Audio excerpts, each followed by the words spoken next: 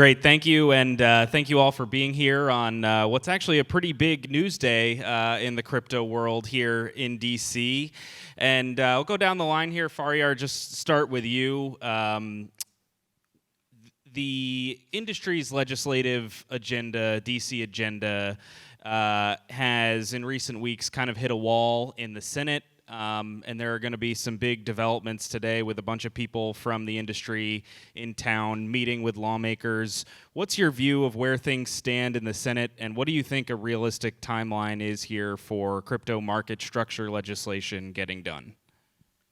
Yeah, thanks, Jasper. It's a huge day, actually, because the Senate Democrats, there's a coalition of 12 of them who very much want to get market structure legislation done. And so they've called in a number of CEOs to meet with them. And so I'll be heading over there with Brian Armstrong to be a part of that roundtable. And then right after that, Tim Scott is convening Senate Banking Committee Republicans to meet with industry leaders as well. And then there's a myriad of other meetings that we'll do while Brian's in town.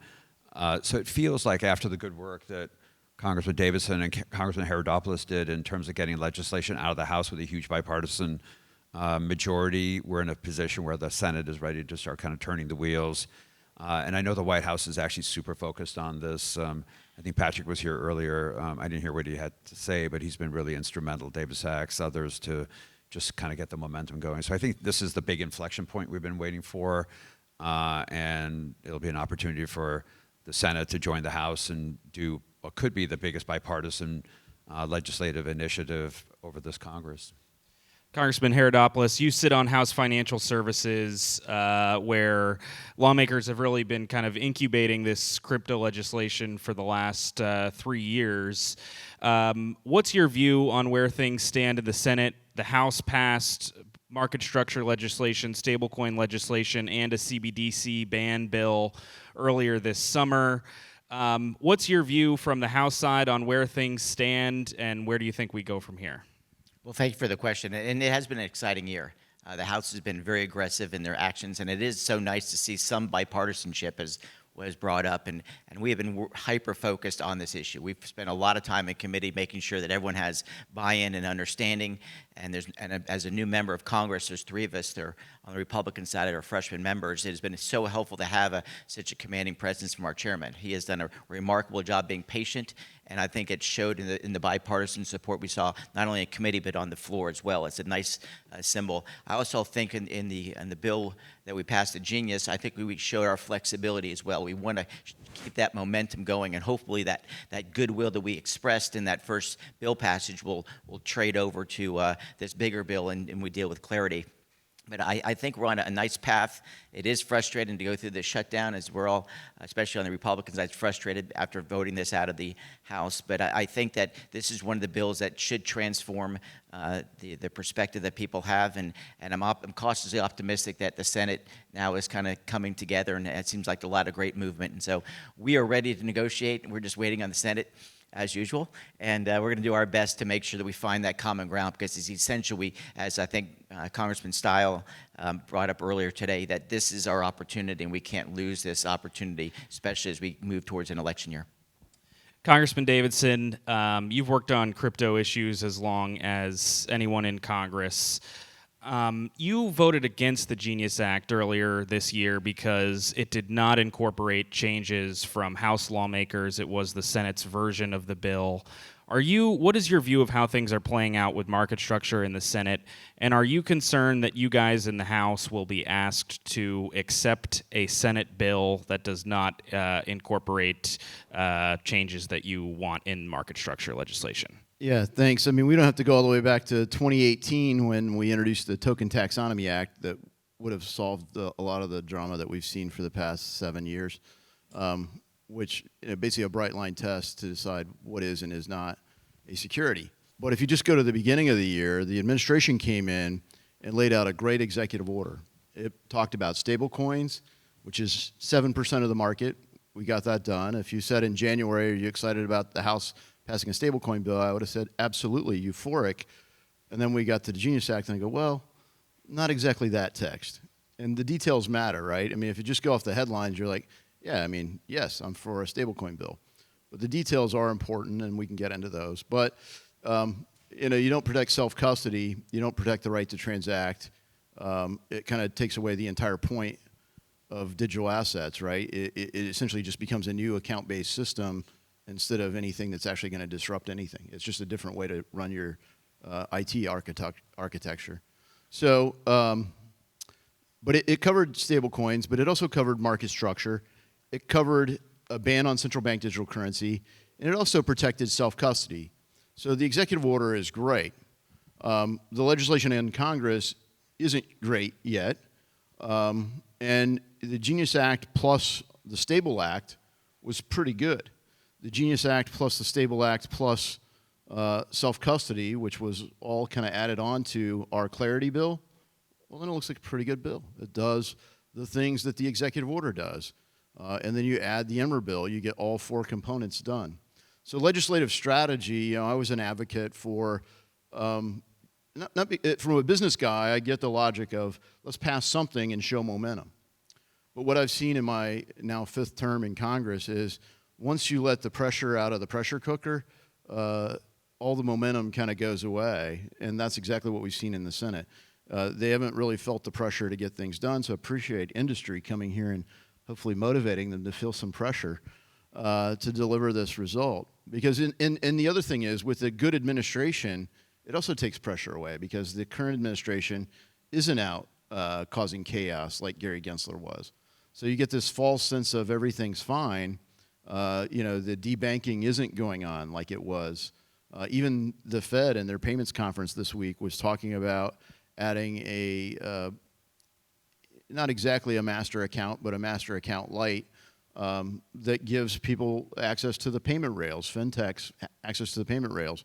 So all this takes pressure away from passing legal clarity, and Elizabeth Warren's the happiest person in this sector because she's her anti-crypto army is essentially working. And honestly, they were very happy about the poison pill DeFi language that the working group put out, and it essentially scuttles momentum. This is the group of the Senate Democrats circulated language for regulating DeFi. That's what.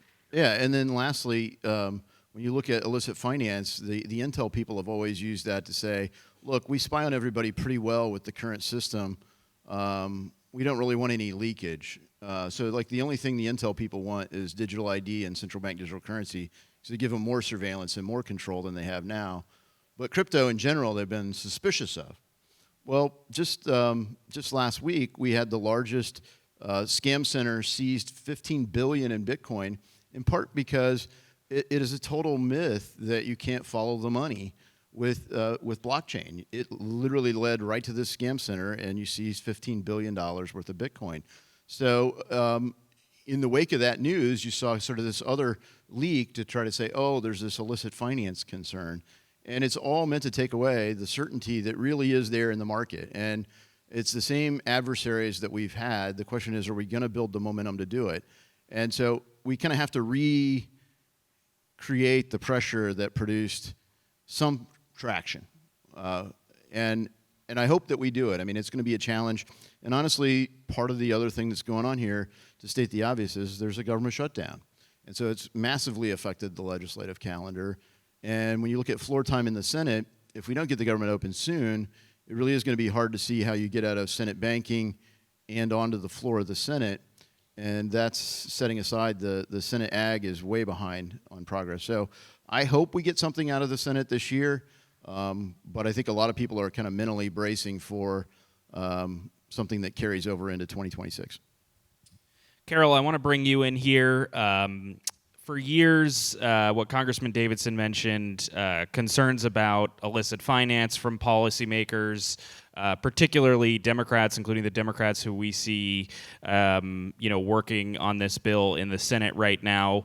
Illicit finance and DeFi has been a source of concern and controversy. You've worked at FinCEN, the CFTC, the White House.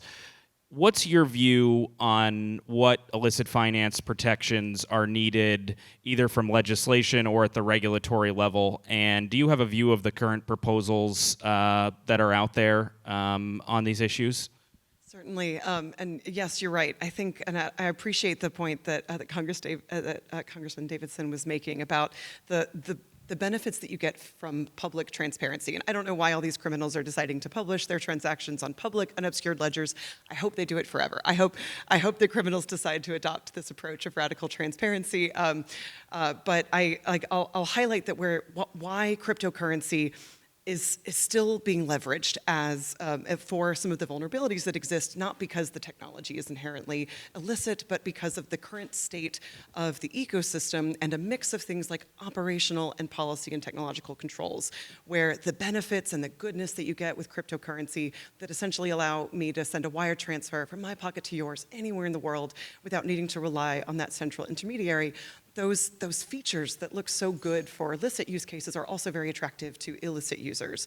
And because we haven't leveraged some of the composability and programmability of the assets to allow for building in some of the controls for things like compliance and screening against sanctions, although I'll say that the industry has done some really encouraging evolutions in implementing some of these controls over the last few years, cryptocurrency is still a cyber criminal's favorite way to launder. It is. It's still, just this morning, the multilateral sanctions monitoring team that reports to the UN National Security Council just reported on the billions of dollars that are being stolen in cryptocurrency by North Korea. And this isn't by accident. Now, that's not inevitable. These are totally fixable problems. And I believe that one day we'll be able to dare criminals to launder on this public ledger. But it requires things like regulatory frameworks and compliance to be built in, and us to make sure that we have this interwoven fabric of making sure that we have appropriate amounts of control, but not a big brother state of state surveillance. Our anti-money laundering framework isn't one of that. It's meant to be one of balance, and why the reviews and the RFIs that Treasury is publishing right now to try to take another hard look at things like costs and benefits of these frameworks to try to improve the efficacy is really important. So I think that kind of re-looking at the big blue sky rethinking of how to make AML more effective, of how to leverage the public transparency that you get in an unprecedented way in cryptocurrency markets, but where a mix of the RegTech ecosystem and compliance hasn't yet scaled those benefits. So there's still areas that we need to move, and hearkening back to the title of this panel, U.S. leadership, like trust is at the core of U.S. leadership in finance. People trust in the dollar and the strength in our rule of law and our liquid markets. We need to make sure that U.S. leadership, including in digital assets, is built on that trust. So some of the, I think that there's some proposals that I've testified to and others have about strengthening certain treasury controls, like a sixth special measure for the 311 designation authority. I think that there's other measures on strengthening liability protections for industry and financial service providers across the cryptocurrency sector. There's a mix of a lot of things, and making sure that we're not forsaking direct regulatory control over foreign operating entities that are doing massive business in US dollar denominated money transfer systems. And a big, in Congress, elsewhere here in DC, a big part of the debate around this has focused on DeFi. Can you, Carole, talk about that? Explain sort of what your view is on DeFi regulations, and why has DeFi sort of turned into the center of this debate about preventing and regulating illicit finance transactions? And DeFi it's a really complex issue. Like was said before, the details here really matter, right? When you get into decentralization, it exists on a spectrum. And I actually, when I chaired the CFTC's Tech Advisory Committee, along with many members across industry, including some crypto skeptics, but also a lot of crypto proselytes, we published the first ever really comprehensive assessment of risks related to DeFi and opportunities. And we highlighted things like the fact that decentralization can look different at the application layer versus maybe at the network layer, at the protocol layer. Like in different parts of the cryptocurrency ecosystem, there's varying levels of centralization and decentralization that you have both in operations and function and in technology. So when you think about how, again, these details matter, and I don't want to bore you all with the specifics here, but basically I think that it highlights where there's actually a lot more centralization in parts of DeFi than have sometimes been acknowledged, but also a recognition that there is a huge paradigm shift and a movement over into decentralized finance.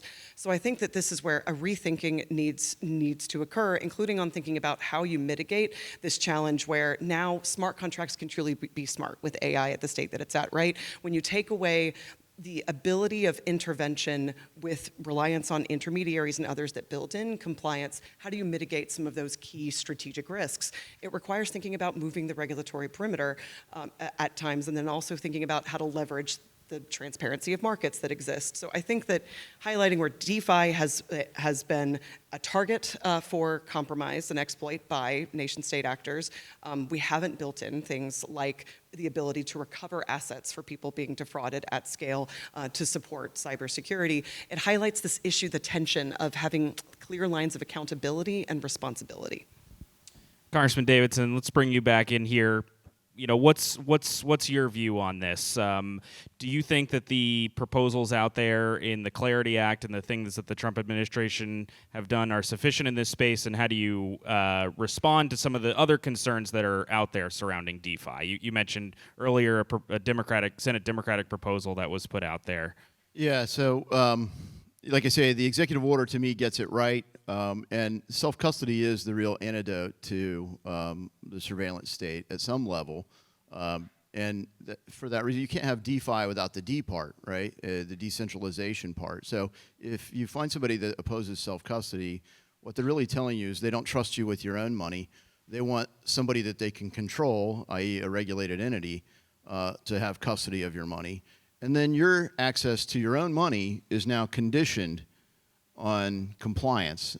And, you know, that's not our system of government. It's become our system of banking, post-Bank Secrecy Act, BSA, KYC, AML, and choke point especially. But if you look at our Constitution, you know, the right to transact predates any government, right? If I'm trading fruit for fish, it's a little nosy that you're going to poke yourself in and say, well, what are you guys doing over there? You know, like, hey, go mind your business over there. We're just trading fruit for fish, right? And in our system of government, the only reason you're supposed to be able to be nosy like that is if you've got probable cause and a warrant or a subpoena. So in financial services transactions, there's already a massive infringement on the right to privacy. Crypto gives you some hope of restoring that, but what a lot of the security state likes, they don't really like, they'd prefer not to agree to it in a lot of cases, but they'll tolerate, and that might be the best thing that can pass, is a cosmetic layer. And Coinbase is in fact working on that cosmetic layer. It'll cosmetically feel like you have decentralization and autonomy. It'll still be an account-based program.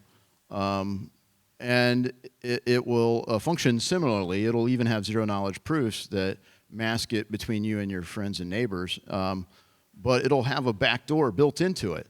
So these are zero-day exploits, which all the hackers figure out and compromise every system that's designed to fail with a zero-day exploit. So Coinbase has unfortunately experienced that as well. So this is just to keep you safe, we're going to monitor everything, and we need to turn that off. We've got the hope of doing that with the technology behind Bitcoin, or particularly Bitcoin with what people call wash trades, which is the ability to say, no, I don't have 100 Bitcoin here. You don't have to show it. You need to move it through a two-step process to say, I'm only transacting $2,000 to you. I don't want to show you that I've got this much in a public wallet. So without that step or some zero-knowledge proof, you do risk that. So I think the innovation is going to continue, but we continue in a state where the right to privacy and the right to transact is massively infringed. And so I don't know that we can pass anything close to what I believe the law should be, but I do hope we protect self-custody and get it across the line, and I applaud people for attempting to move the things in that direction. Congressman Haridopolos, let's bring you in here. You know, on DeFi issues and illicit finance, do you feel like the Clarity Act strikes the right balance on this? And are you at all concerned that what comes over from the Senate might be a very different proposal? And how might you guys in the House handle that? Well, I would say first, it's great to be with Warren because he understands this so well and has been a leader in this discussion for years. And as a new member, playing catch up with someone of his expertise is very helpful. And where I've taken the position, as you all know, I'm the whip of the committee. My job is to make sure that French Hill's vision, in essence, is carried out. And we want to make sure we're getting that information, not just, of course, from the members, but the industry itself. The grand scheme of this, of course, is making sure that the power of this industry comes to America, and then we become the true leader and offer that stability that's so necessary in this unique new technology. So with that, again, from my early days in Congress, I think we have struck the right balance in the House. I do have concerns about what the Senate might do. I'm optimistic at your meeting today, if you can work with those Democrats. But that said, I think that I always looked at, as a former presiding officer in Florida, it's the art of the possible. What can we get done is what's so important. As I think Congressman Nunn talked about previously today, which is this is a window of opportunity, and if we go for the perfect, we might lose that window of opportunity. And so I'm following the lead of our chairman. I think he's struck the right balance. I'm optimistic that we can find that right balance in the Senate so we can push this thing through and move this capital to the United States. That's what I've been focused on. But it's incumbent upon all of us to listen to the different ideas. And in a perfect world, I'd be very excited about what Warren's talking about. I'm just trying to figure out how do we get this thing through and not lose this window of opportunity. And so I think French has found that right balance. And again, I got to admit, as a new House member, I'm always worried about what the Senate's doing. And I'm optimistic they can work this thing through because you see the industry and of course, our president leading, and it's up to us to make sure the law actually gets enacted. Faryar, I want to switch gears a little bit here and ask about the Bank Secrecy Act, which is related to all this. Coinbase, in the last couple months, has, I think, put out a couple of different proposals for the way you want to see the BSA reformed. And this is an area where I think there are a number of different proposals out there in Congress right now. Most of them focus on BSA reporting guidelines for financial institutions. Can you talk about what it is that you want to see, what types of BSA reforms you want to see, and is that sort of the next phase of crypto's push here in DC? Yeah, BSA reform is very much front of mind for the crypto industry, but it should be actually front of mind for everyone because the current framework we have under the Bank Secrecy Act to monitor illicit finance is a spectacular failure. I don't think anybody thinks the current system works. You largely have a framework under which intermediaries have to file reports of suspicious activities with the government. The error rate, Carole would know, is somewhere on the order of 80 to 90%. And you have this whole framework of surveillance that's been built in over financial transactions, coupled with the fact that the system actually doesn't pick up much of the illicit activity that the government's intending to target. And so what we've tried to do at Coinbase is to use the action-forcing dynamic of this new technology and the fact that we've got legislation going, and it takes the role of that intermediary that everyone has sort of assumed would be the center of intermediating financial transactions, and examine it really closely as policymakers and others have to think about how to re-architect illicit finance controls in a decentralized financial system. And so, so we put out ideas about how the technology, for example, could allow you to create digital identities that protect the right of the individual to guard their privacy, but at the same time be able to participate in certain regulated activities. So, for example, on equity trading, if you have verified pools where people can only participate if they meet the various eligibility requirements and what have you. But these are hard issues because there's sort of two constitutional things that are centered to what Congressman Davidson was talking about. One is that the Fourth Amendment grants all of us some rights to privacy that we kind of in financial regulation have sort of set to the side because financial activity has largely been intermediated, and there's been Supreme Court cases and others that have said once you intermediate a financial transaction, you've abandoned your Fourth Amendment rights to privacy. Because crypto allows you to transact with your your value being held on your own, and you're controlling the transactions, and nobody's intermediating it, you have to sort of re-examine fundamental constitutional principles of privacy and make sure that we don't abandon them just because we're accustomed to a different model in the intermediated world. And then the second constitutional principle is First Amendment rights of speech. Much of the financial regulation built around regulating the activities of custodians or intermediaries, including Coinbase. When we take your assets or hold your crypto in custody. But when people develop software that allows that intermediation to occur without anybody intermediating, the production of that software is a speech right. And we've gone to court to defend that principle that software is not an entity, it's not a person, it's a piece of technology that was written with somebody exercising their First Amendment speech rights. So these are hard, complex issues, but I think there's nobody better than Congressman Davidson in kind of making sure that we sort of stay to first principles as we think about how we adjust to the new financial rails of the crypto ecosystem, and understanding that we shouldn't abandon kind of foundational constitutional principles in the legislative process, and then certainly vindicate them in the court process if that becomes necessary.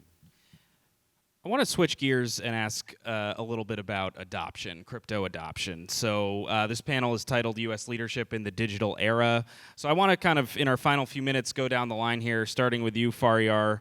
What does the U.S. financial system look like to you in a world 5 years after there is market structure legislation in place? Why haven't we seen the pickup in adoption and uses in payments more broadly so far? And what do you imagine the financial system looking like 5 years down the line? Well, a big reason why you haven't seen the adoption was really two reasons. One is there's been a full-on assault from policymakers and regulators, so nobody really wanted to build in the space for fear of getting sued or having government action taken against them.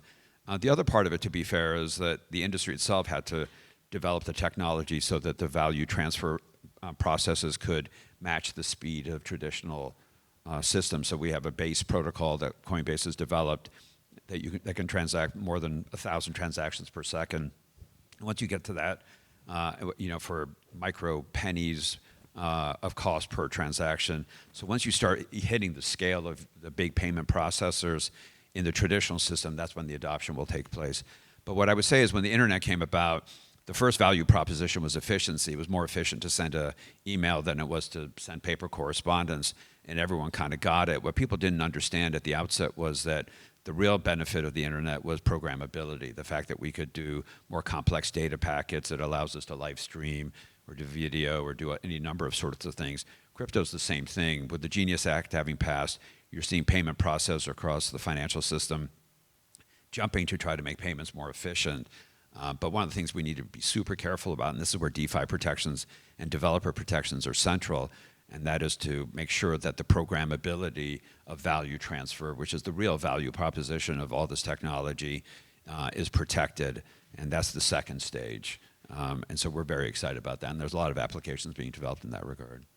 Congressman Haridopolos, what say you? Do you foresee a world in which you're buying coffee with stable coins, or what does the U.S. financial system look like to you a decade from now?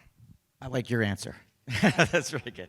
In all candor, I think it's just the fear of the unknown that a lot of people still have. When I go back home and I start talking about stable coins, and all they understand in the vernacular of folks back at home are Bitcoin, right? I mean, it's just this foreign idea that's very common in our circles, but back home it's still very foreign to people. They think Zelle, they think different types of way to quickly transfer money, and I think it's just getting that comfortable nature that's going to be important, and making sure this moves forward. And also people have confidence that there's not some kind of scam. When I talk issues like specifically Bitcoin, people are still wondering, is this real? It's hard to put a tangible nature on it. And so I think once that comes into the common language and people get comfortable with it, what a token is, that you're going to see a hockey stick happen. But I think in the short term, we need to provide the clarity. This is why it's so important we get legislation through so that people understand how this is regulated and all these fears go away. I mean, what I have felt in this committee in my early days here is just the fear that was in this space over the last 4 years. You're going to be debanked, just a multitude of things if you were involved in this business.